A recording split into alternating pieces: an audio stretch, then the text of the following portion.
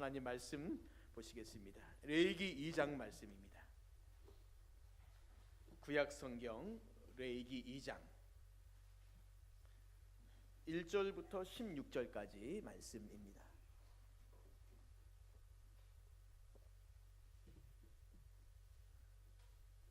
레위기 2장 1절부터 16절까지 말씀을 한 절씩 교독하겠습니다.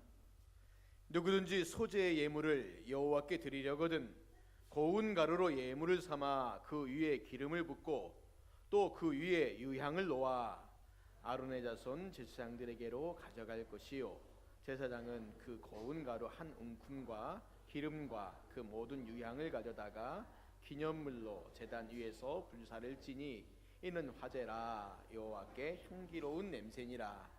그 소재물에 남은 것은 아론과 그의 자손에게 돌릴지니 이는 여호와의 화제물 중에 지극히 거룩한 것이니라.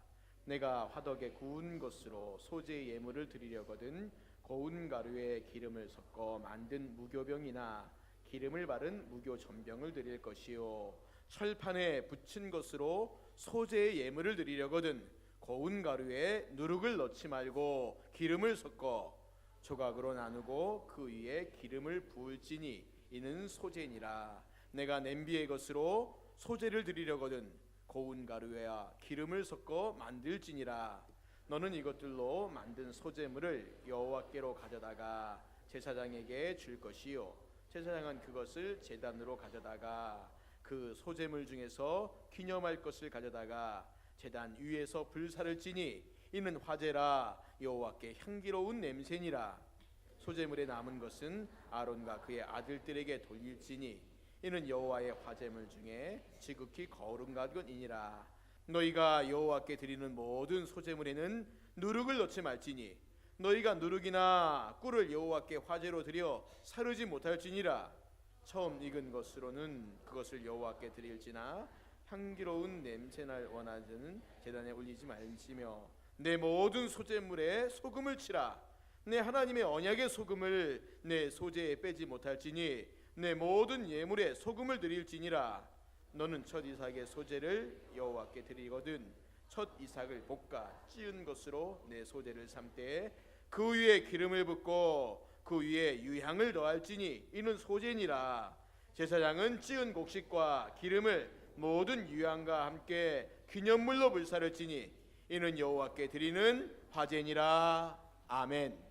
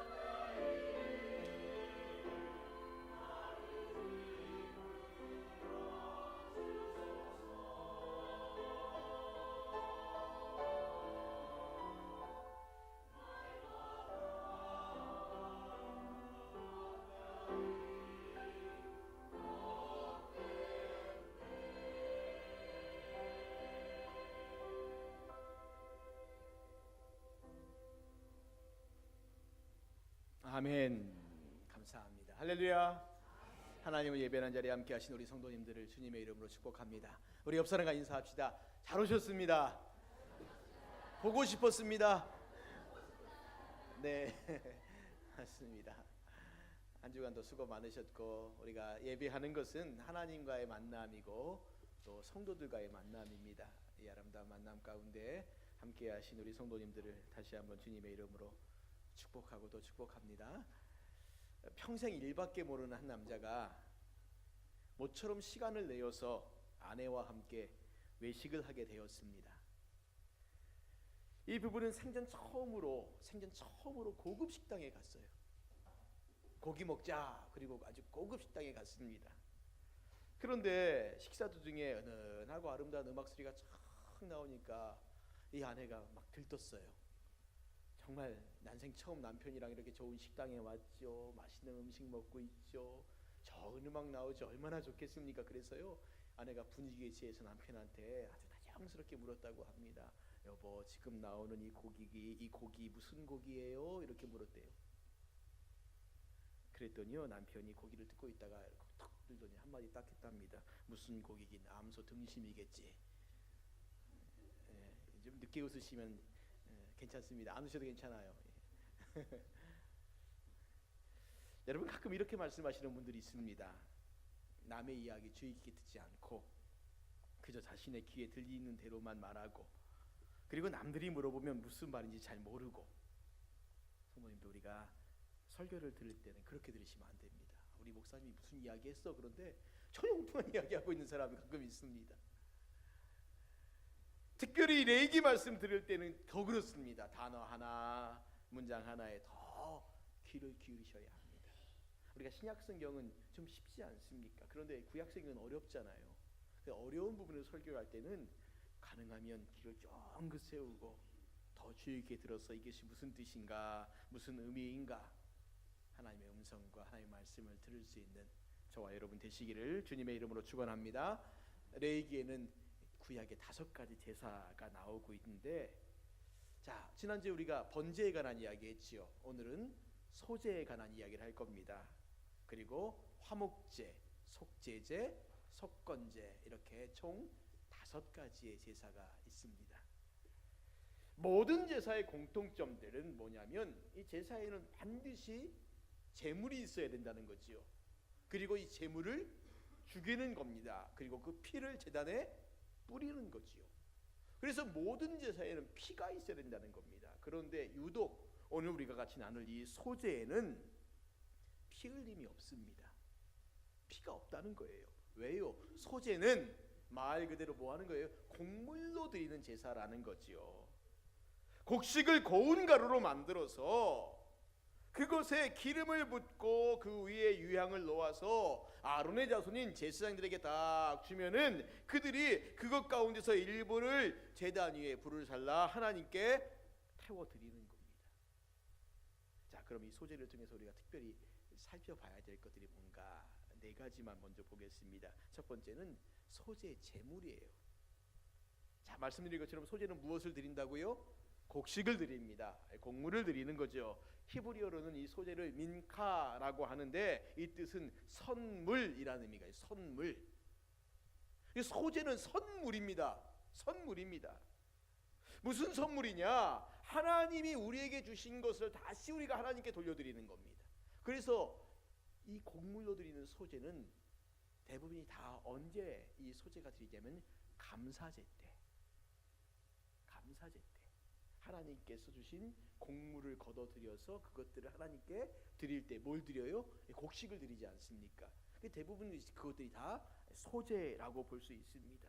여러분, 곡식은 1년간 농사지어 얻은 땀과 노동의 결실입니다. 그 곡식을 얻기 위해서는 농부의 수고와 땀과 눈물이 있어야 된다는 거지요. 그런데 생각해 보십시오. 그 곡식을 거둔다는 것이 농부 혼자만의 땀과 눈물과 수고만으로 되겠습니까? 절대 그렇지 않습니다. 하나님께서 때에 따라 비를 주셔야만이, 우리나라와 같이 비가 많이 오는 그런 지역에 있는 나라도 비가 제때 오지 않으면 농사 짓기 어려워요. 이스라엘은 건기와 우기가 딱 구분되어져 있는 나라입니다. 11월 달부터 4월 달까지 우기예요. 비가 옵니다.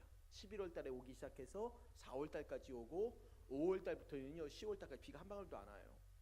근데 이 11월부터 4월까지 오는 비의 양이 얼만큼 되냐면 한 200mm 옵니다. 우리나라 장마철에 하룻밤 쏟아지는 비의 양이 그 정도 될 때가 있지요. 200mm가 와요. 그런데 200mm가 기가 막히게 씨를 뿌리기 전에 와요. 이게 보통 이른비라고 말합니다. 성경에서는요. 그리고 추수하기 전에 또 비가 와요. 이걸 늦은비라고 말합니다. 그래서 이른비와 늦은비의 축복이죠. 그 중간에 하나님께서 이슬도 주시고 간간히 비도 주셔서 곡식이 자라게 하시는 겁니다. 이스라엘 땅에서 농부가 농사를 짓는다는 것은 자기의 힘으로 안 되는 거예요. 하나님께서 하늘에서 복을 주셔야만이, 그래야만이 농사를 지을 수 있습니다. 그래 시편 127편 1절과 2절에 보시면 이런 고백이 있습니다. 여호와께서 집을 세우지 아니하시면 세우는 자의 수고가 헛되며 여호와께서 성을 지키지 아니하시면 파수꾼의 깨어 있음이 헛되도다. 너희가 일찍이 일어나고 늦게 누우며 수고의 떡을 먹음이 헛되도다. 그러므로 여호와께서 그의 사랑하시는 자에게는 잠을 주시는도다. 일찍이 일어나고 늦게 눕고 수고의 떡을 먹는 것이 다 헛되요. 왜요? 하나님께서 지켜주시지 아니하시면, 하나님께서 세워주시지 아니하시면. 소재의 제물로 곡물을 드린다는 것은 바로 그러한 감사의 의미가 포함되어 있다라고 생각하시면 됩니다. 두 번째는 제사의 방법입니다. 소재는 고운 가루를 기름과 유향을 섞어서 불로 태워 드리는 겁니다. 그 외에도 이 곡식으로 음식을 만들어서 드리는데 화덕에 구운 것, 철판에 부친 것, 솥에 삶은 것, 그리고 첫 이삭을 제물로 드리기도 한다는 겁니다. 그렇게 하나님께 불로 태워 드리는 거예요. 세 번째는 소재를 드릴 때는 어떤 것을 주의해야 되느냐? 소재의 제물에는 반드시 들어갈 것이 뭐냐면 소금입니다. 소금을 반드시 넣으라고 말씀하세요. 이 소금을 넣는다는 것에는 두 가지 의미가 있습니다. 일반 실용적인 의미가 있고 두 번째는 영적인 의미가 있는데, 먼저 실용적인 의미는 뭐냐면 소금의 기능이죠. 소금은 썩지 않게 하는 겁니다. 부패하지 않게 하는 거죠. 우리나라도 음식물들을 오랫동안 먹으려면 소금을 많이 집어넣죠. 이게 젓갈류가 그렇지 않습니까? 김장을 담글 때는 일반 김치를 담글 때보다 소금을 더 많이 넣습니다. 오래 먹으려고요. 소금을 친다는 것은 그런 의미가 있습니다. 이 더운 지방에서 부패하지 말도록, 발효되지 않도록 하는 거지요. 생각해 보십시오. 하나님 앞에 진설병을 드릴 때 보통 무교병을 드리죠. 거긴 소금도 안 칩니다. 소금을 칩니다. 왜냐하면 그 진설병을 드린 다음에 일주일 만에 다시 그걸 바꿔요. 그리고 그 걷어들인 바꾼 진설병은 누가 먹냐면 제사장이 먹습니다. 여러분 생각해 보십시오. 일주일 동안 밖에 이렇게 놔뒀다가 그거 가져와서 먹으려면은 상한 거 먹겠습니까? 상하지 않게 해야죠. 그래서 누룩도 넣지 마라.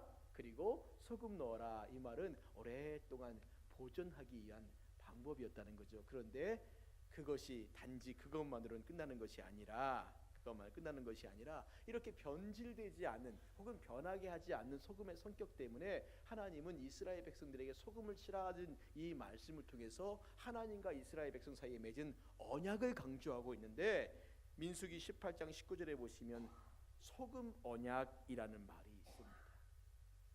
오늘 우리가 읽은 2장 13절 말씀에도 보시면 이런 말씀이 있어요. 우리 한번 볼까요? 2장 13절 말씀.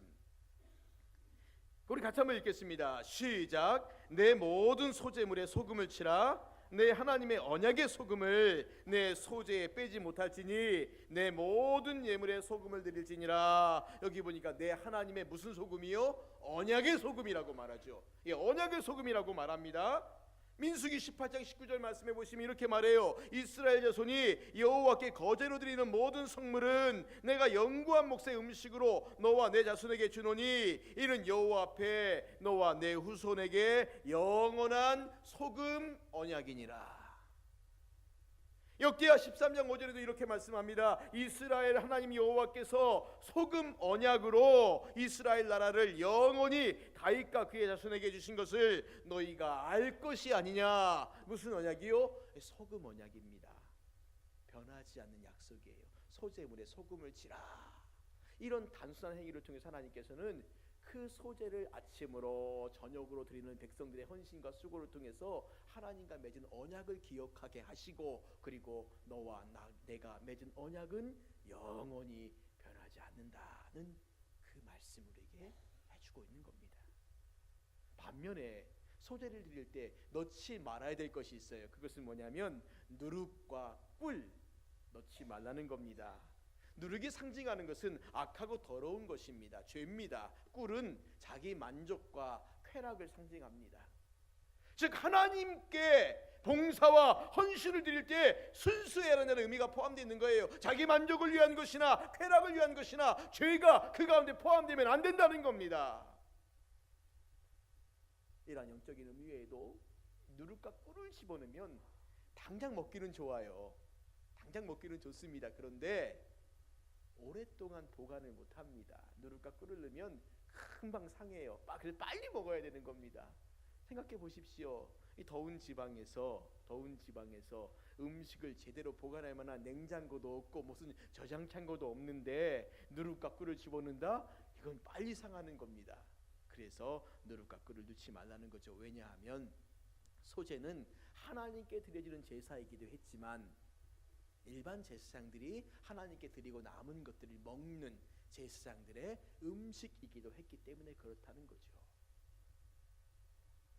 네 번째, 하나님께 드리는 제물의 양과 제사장의 몫에 대한 부분입니다. 소재는 하나님께 드려지는 것이 있었고 제사장들이 사용하는 것이 있었습니다. 제단에서 태워서 하나님께 드리는 것은 소재물 가운데요 한 움큼이라고 그렇게 말합니다. 다 이렇게 지어서 요만큼입니다. 요만큼이에요.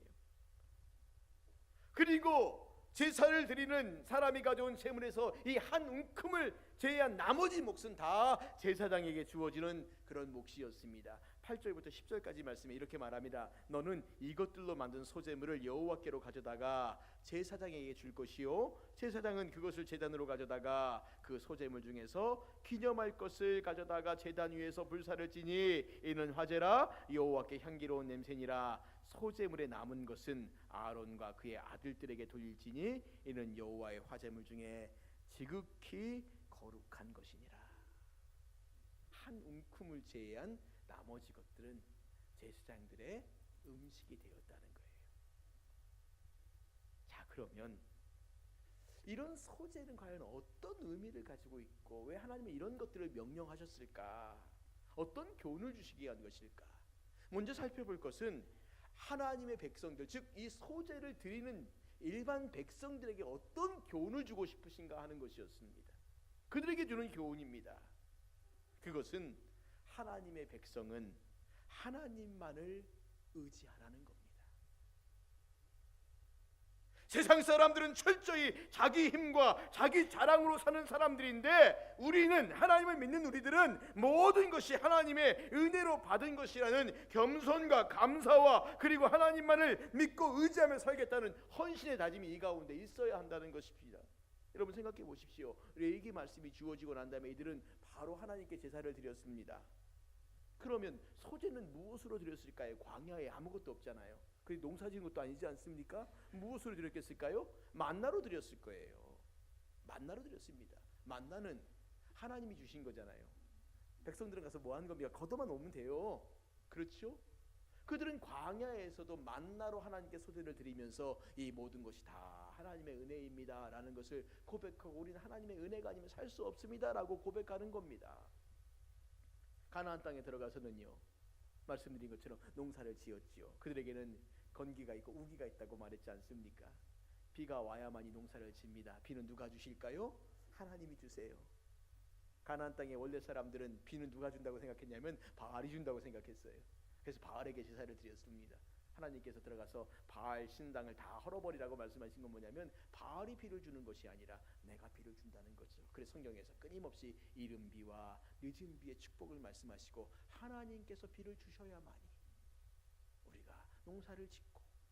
결국 이 농사는 우리가 눈물을 흘리며 수고하고 땀을 흘려서 거둔 것이긴 하지만 하나님께서 은혜를 주셔서 우리가 이것들을 거뒀습니다 라고 하는 것을 고백하며 살아가는 것. 그래서 그들은 곡식을 드릴 때마다, 곡물을 드릴 때마다, 아침 저녁으로 소재를 드릴 때마다 하나님이 주신 것입니다, 감사합니다, 그 마음 가지고 소재 제사를 드렸다는 겁니다.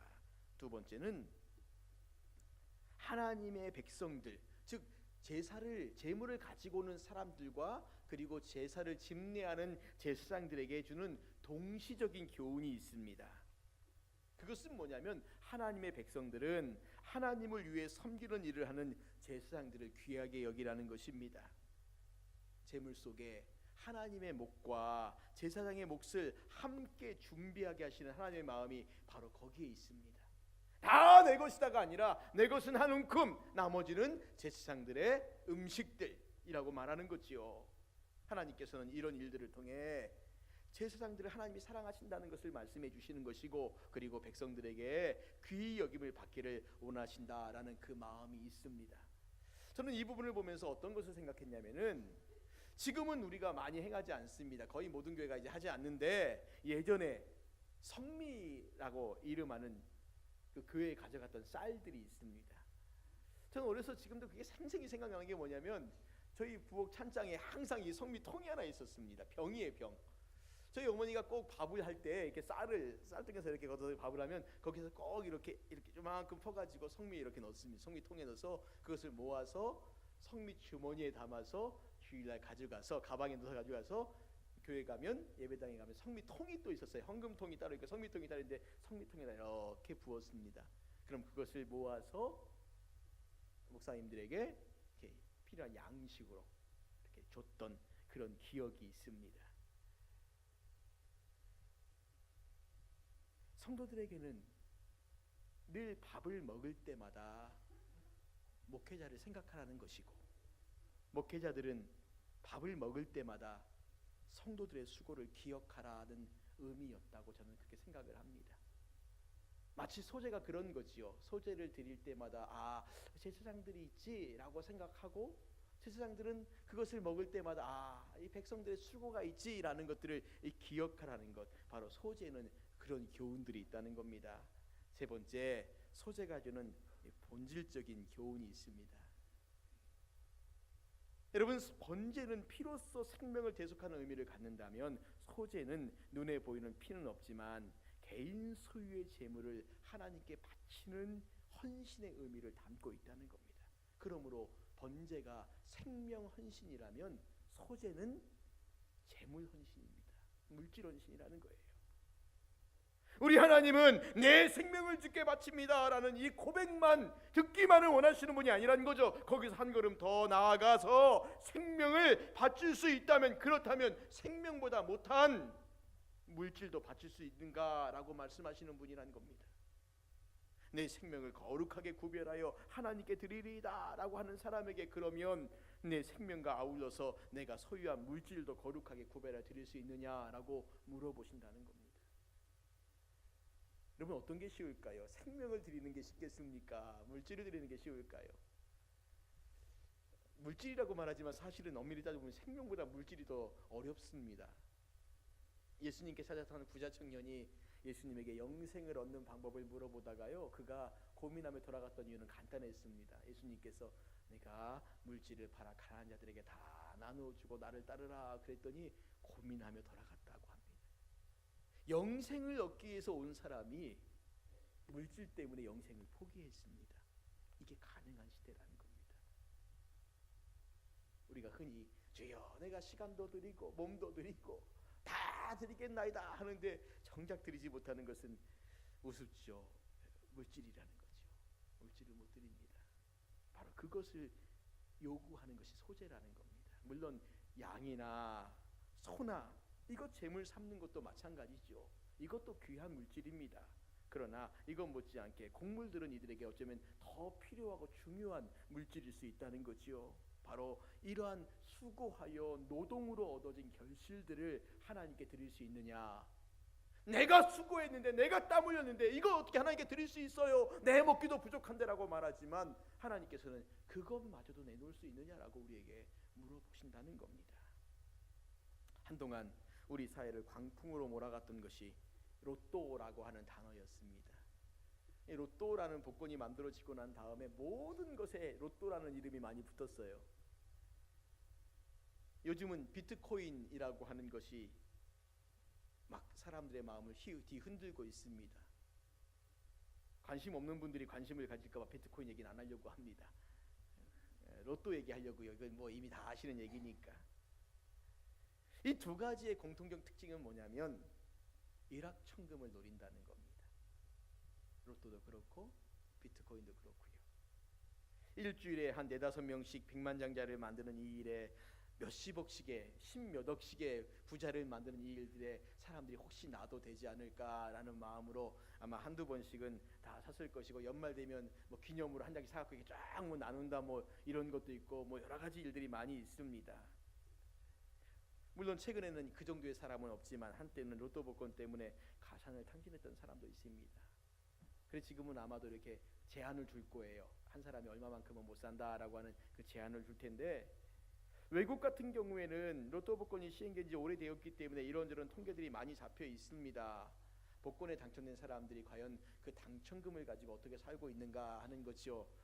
우리나라도 이제 이런저런 통계를 좀 잡아보려고 복권에 당첨된 사람들의 뒷이야기를 추적하고 있기도 합니다. 물론 나름대로 꽤 많은 사람들이 좋은 마음으로 당첨금을 사용하고 있기도 하지만 이 당첨금 때문에 오히려 이전보다 더 어렵고 힘들고 못 사는 삶을 사는 사람들도 있습니다.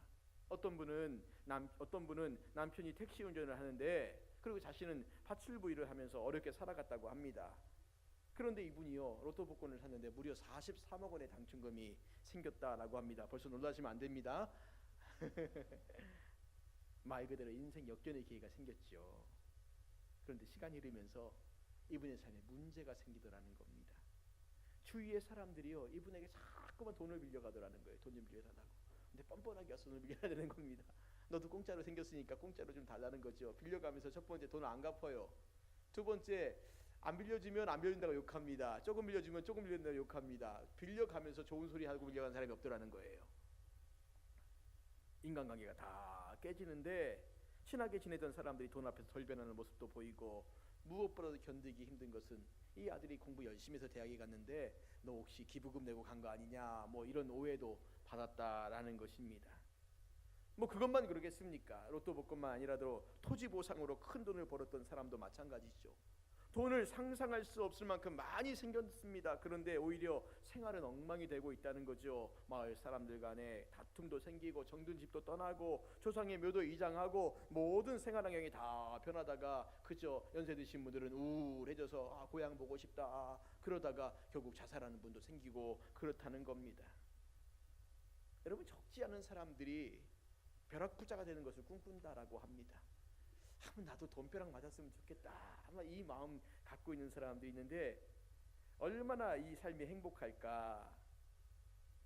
미국의 통계를 보면요, 그렇게 벼락부자가 된 사람들 가운데 70 내지 80% 이상이 갑작스럽게 변화된 생활환경을 견디지 못하고 그 이전보다 더 불행한 삶을 살고 있다라고 합니다.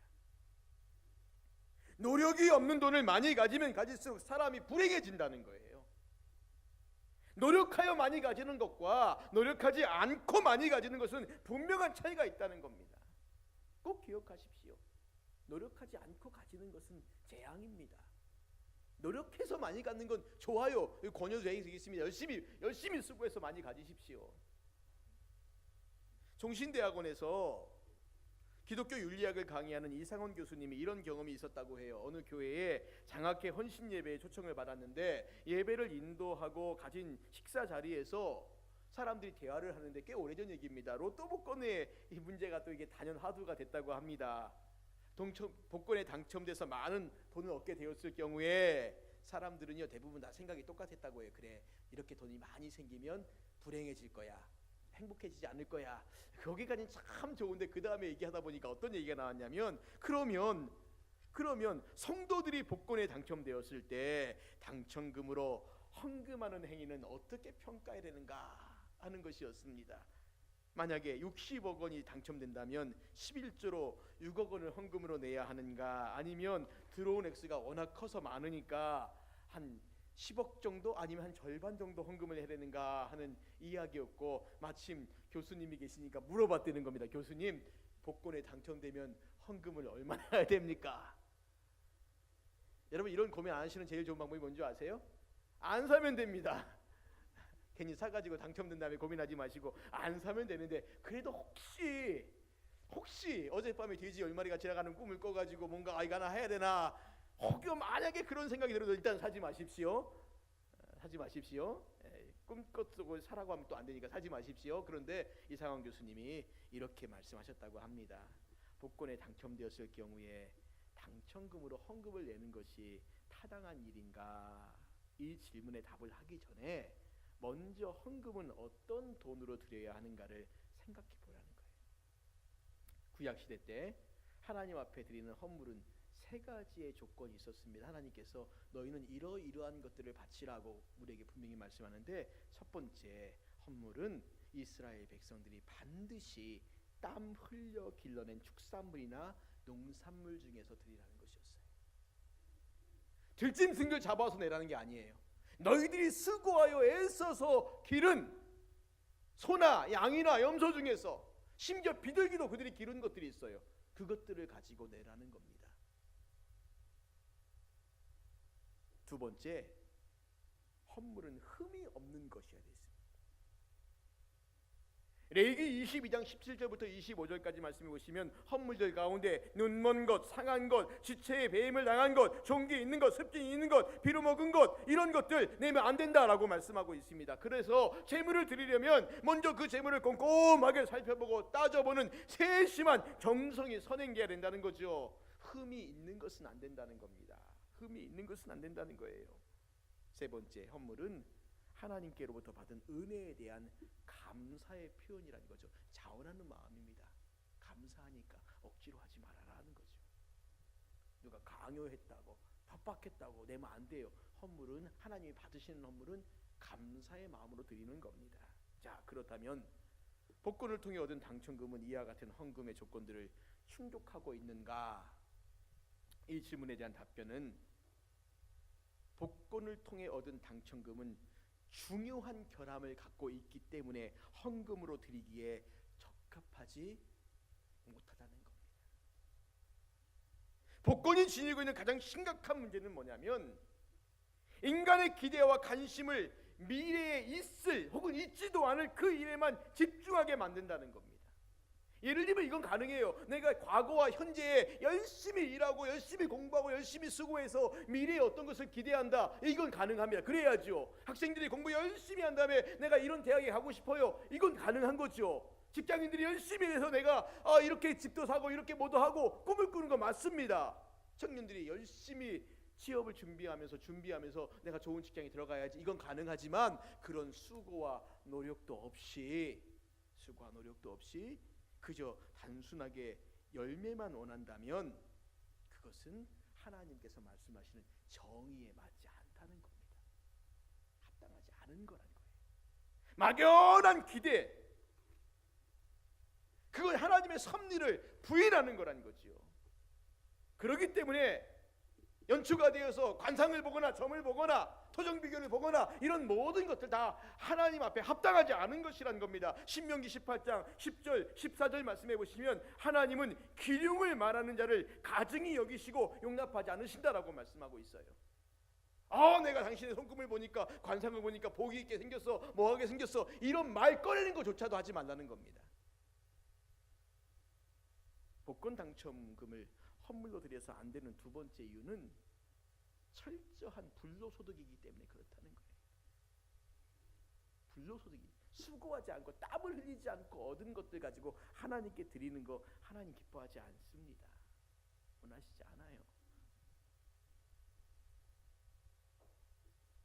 그렇기 때문에 수고하지 않은 걸 하나님께 드리지 마십시오. 성경보다 한 권사님이 길에서 주신 돈으로 구제 헌금 냈다. 그래서 제가 이렇게 죽고 우리가 막 웃었습니다. 그것 내지 마십시오. 하나님께서 돈이 없어서 너희들 땀 흘리지 않고 수고한 것들 헌금으로 내라라고 말하지 않습니다. 미국에서 1430만 달러 복권에 당첨된 사람이 있었다고 합니다. 우리나라 돈으로 한 1500억 정도 되는. 미국은 가끔 그런 사람들이 나와요. 몇천억 뭐 이렇게. 하도 사람 인구가 많다 보니까요. 이 사람이 그 돈의 일부인 10만 달러를 구세군에 기부하겠다라고 했더니 이 구세군에서요 거절했어요. 안 받겠다. 이 일이 굉장히 화제가 되었습니다. 왜 안 받느냐라고 누군가가 물어봤더니 구세군의 답변이 너무나 단순했습니다. 복권은 도박인데 도박으로 번 돈은 헌금으로 들여질 수도 없고 사용될 수도 없다라는 것이었습니다. 딱 잘라버렸어요. 안 된다. 받지 않겠다. 어느 부부에게 아무런 메모도 없고 발신이 누군지 표시되어 있지 않은 이상한 선물 하나가 배달됐습니다. 그 선물이 뭔가 열어봤더니 그 선물은 당시 성황리에 공연 중이었던 브로드웨이 공연 입장권 2장이었다고 해요. 굉장히 비싼 것, 구할 수 없는 거, 막 몇십만 원을 주고 사야 되는 막 이런 것들이었다는 겁니다. 누가 보냈을까? 아무리 고민을 해봐도 생각나는 사람이 없더라는 거예요. 누가 보냈지? 그런데 이 입장권 2장을 딱 쥐고 있으니까 이거 버리긴 아깝잖아요. 버릴 수도 없고 어떻게 할 수도. 그래서 이분이 에이 가자. 그리고 이 두 부가 공연을 보러 갔고 아주 즐거운 시간을 보내고 왔습니다. 그런데 그들이 집에 딱 돌아왔을 때 도둑이 들었어요. 온 집안을 쑥대밭을 만들고 귀중히 여기는 기중품들 다 훔쳐갔습니다. 그리고 침대에 종이쪽 하나가 딱 있었는데 이런 글이었습니다. 이제 누가 보냈는지 알겠지? 기가 막힌 도둑입니다. 공짜 뒤에는 늘 함정이 있다는 사실을 잊지 말라는 겁니다. 땀을 흘리지 않고 얻은 소득에는 다 함정이 있습니다. 어마무시한 함정이 있습니다. 사랑하는 성도님들, 하나님께서는 예물을 바치려는 모든 사람들에게 삶의 현장에서 정직하고 성실하게 수고할 것들을 요구하십니다. 이런 노동을 소홀히 하면서 하나님 앞에서 드리겠나이다 라고 말만 하는 것은 하나님께서 기뻐하는 행동이 아니란 거예요. 아니란 겁니다. 삶 속에서 정직하고 아름답게 노동을 하는 것은 예물을 드릴 자의 기본적인 조건이라는 거예요. 내가 수고하고 땀 흘려서 일한 것들을 기쁘게 하나님께 드리는 겁니다. 노동하는 자가 기쁨으로 수확하여 자원하는 마음으로 하나님께 드릴 수 있도록 하나님께서도 땅의 소산을 허락하심으로 도와주신다는 겁니다. 자신의 노동의 대가를 지불하지 않고 하나님께 드리는 거 기뻐하지 않으세요? 또 하나, 하나님께서 도와주셔서 수확한 삶의 결과물들을 하나님께 드리지 않는 것도 하나님께서 기뻐하지 않습니다. 이 두 가지 모두가 다 레위기의 하나님을 잊고 사는 삶입니다. 오늘 소재의 말씀을 통해 우리가 기억할 것이 뭔가? 하나님은 정직한 수고와 흘리는 땀 기뻐하셔요. 그렇게 드려지는 재물을 기뻐하시고 그렇게 얻어진 재물을 나만을 위해서가 아니라 나와 또 다른 사람들을 생각하며 그들과 함께 나눌 것들을 말씀해주고 있습니다. 이게 소재의 원칙입니다. 여러분 열심히 일하십시오. 수고하십시오. 땀을 흘리십시오. 그리고 하나님 앞에 기쁨으로 내 것들을 드리고 이웃과 나누고 섬기는 삶을 살아가시면 하나님께서 그 수고에 기뻐하시고 더 크고 귀한 것들로 채워주실 것입니다. 우리가 이 하나님을 끝까지 소망하면서 믿음으로 우리에게 주어진 삶을 달려갈 수 있는 저와 여러분 되시기를 주님의 이름으로 축원을 드립니다. 우리 같이 이 시간 찬양하면서 기도하겠습니다. 나의 모습 나의 소유 찬양 같이 하시겠습니다.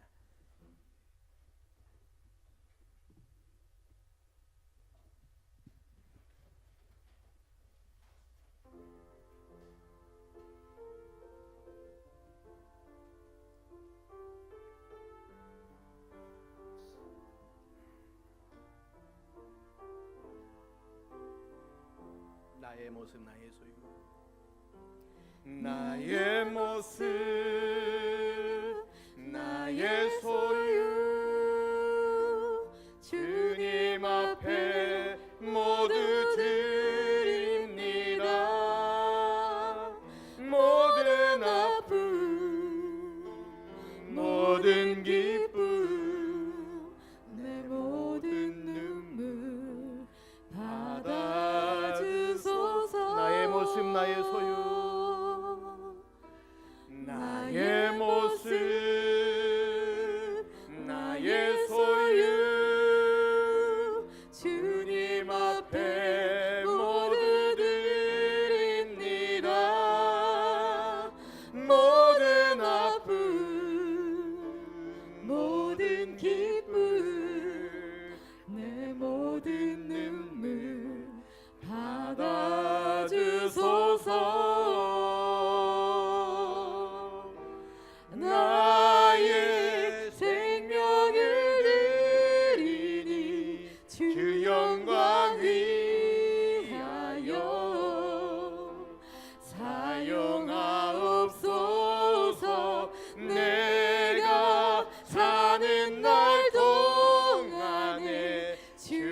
주를 찬양하며 기쁨의 제물 되리. 나를 받아주소서.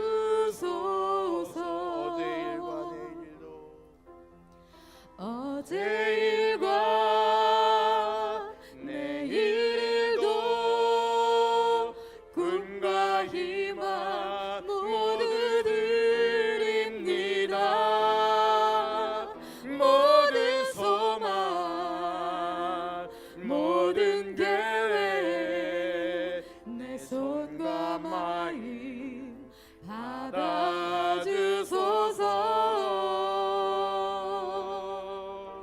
나의 생명을 드리니 주 영광 위하여 사용하옵소서. 내가 사는 날 동안에 주를 찬양하며 기쁨의 제물 되리. 나를 받아주소서. 나의 생명을 드리니 나의 생명을 드리니 주 영광 위하여 사용하옵소서. 내가 사는 날 동안에 주를 찬양하며 기쁨의 제물 되리. 나를 받아주소서. 사랑하는 성도님들, 우리의 삶은 하나님께서 주신 것으로 살아가는 삶이고 하나님께서 주신 것을 우리가 다시 하나님께 드리고 또 이웃과 나누며 섬기는 삶을 살아가는 것입니다. 드리는 삶을 하나님이 기뻐하시고 나누는 삶을 기뻐하시는데 맨날 내 삶 가운데 하나님 주세요 주세요의 기도보다 하나님 드리고 나누고 섬기고 베풀겠다는 이 고백들이 우리 가운데 있길 기도하시고 우리가 수고하여 땀 흘려서 하나님 앞에서 정직하고 성실하게 매일매일의 삶을 살아갈 수 있도록 은혜를 부어주시라고 이 시간 우리가 합심하여 기도하겠습니다. 같이 기도합니다. 하나님 아버지, 오늘도 우리가 주의 말씀 가운데서 우리들의